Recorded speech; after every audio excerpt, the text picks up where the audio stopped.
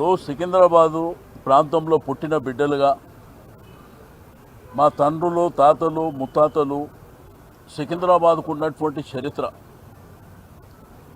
ఇప్పుడే దేశపతి గారు చెప్పినట్టు ఒక రైల్వే స్టేషను, ఒక గాంధీ హాస్పిటల్, ఒక మోండా మార్కెట్, ఒక మాంకాళి జాతర, పెరేడ్ గ్రౌండ్స్ కానివ్వండి, ఆర్ట్స్ కాలేజ్ కానివ్వండి, మహబూబ్ కాలేజ్ కానివ్వండి, రాష్ట్రపతి గారు విడిది చేసేటువంటి బొల్లారం ప్రాంతం కానివ్వండి, ఆ మట్టితోని ఆ భూమితోని మాకున్నటువంటి అనుబంధం సంబంధం ఈరోజు ఈ ముఖ్యమంత్రి గారు మరి మా తల్లిదండ్రుల పేరే మార్చే పద్ధతిలో ముందుకు రావడం అనేది దుర్మార్గమైనటువంటి చర్య.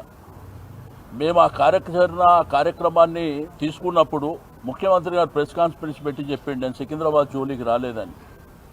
కానీ బేగంపేట ప్రాంతం కానివ్వండి, బోయిన్పల్లి ప్రాంతం కానివ్వండి, మోండా మార్కెట్ ప్రాంతం కానివ్వండి, నార్త్ జోన్ ఆల్రెడీ వేరే కమిషనరేట్లో కలిపినటువంటి ఆల్రెడీ ఫంక్షనింగ్ కూడా జరుగుతుంది.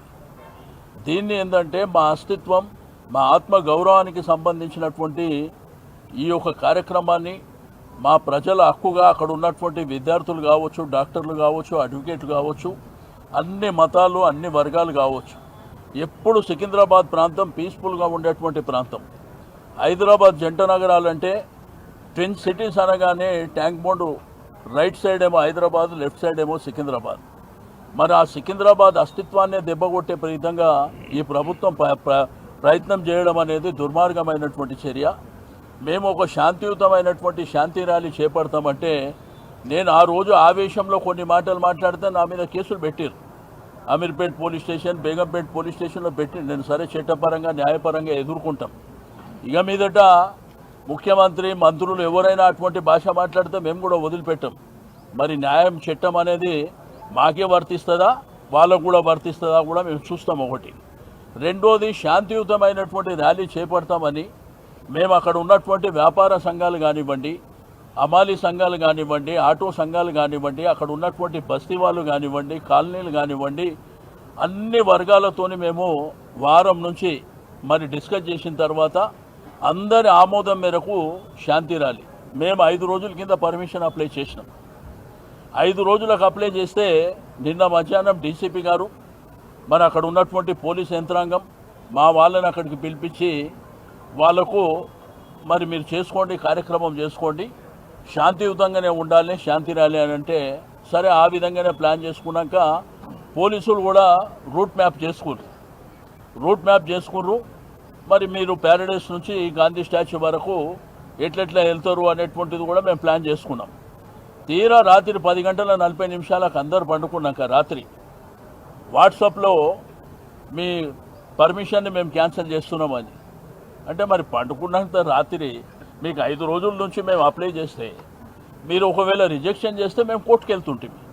అట్లా కాకుండా తీరా 10:40 రాత్రి ఈరోజు పొద్దున్న నుంచి ఎక్కడ చూసినా కానీ ఏదైతే స్టార్టింగ్ పాయింట్ అయినటువంటి సికింద్రాబాద్ రైల్వే స్టేషన్ కానీ, మంజు థియేటర్ కానీ, క్లాక్ టవర్ కానీ, ప్యాట్నీ సెంటర్, మంజు థియేటర్, మరి అదేవిధంగా ప్యారడైస్ సర్కిల్ నుంచి గాంధీ స్టాచ్యూ వరకు కొన్ని వేలాది మంది పోలీసులని మోహరించి కొన్ని వేలాది మందిని అరెస్ట్ చేసి తీసుకుపోవడం అనేది దుర్మార్గమైనటువంటి చర్య. దీన్ని తీవ్రంగా మేము ఖండిస్తాం.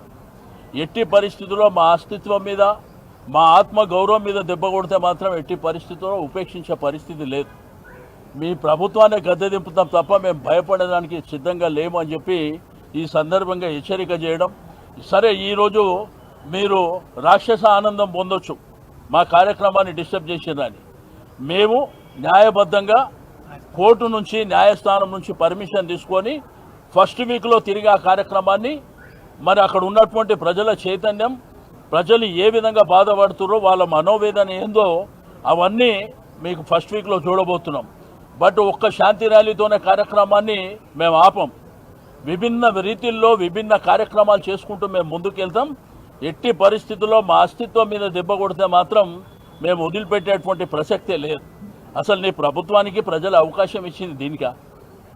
ఈరోజు మల్కాజిగిరి ప్రాంతం కానీ, సైబరాబాద్ కానీ, హైదరాబాద్ కానీ, శంషాబాద్ కానీ నువ్వేమైనా డెవలప్ చేసినావా? నీ ప్రభుత్వం వచ్చిన 2 సంవత్సరాలల్లా ఒక్క ప్రాజెక్ట్ అన్న కట్టినవా?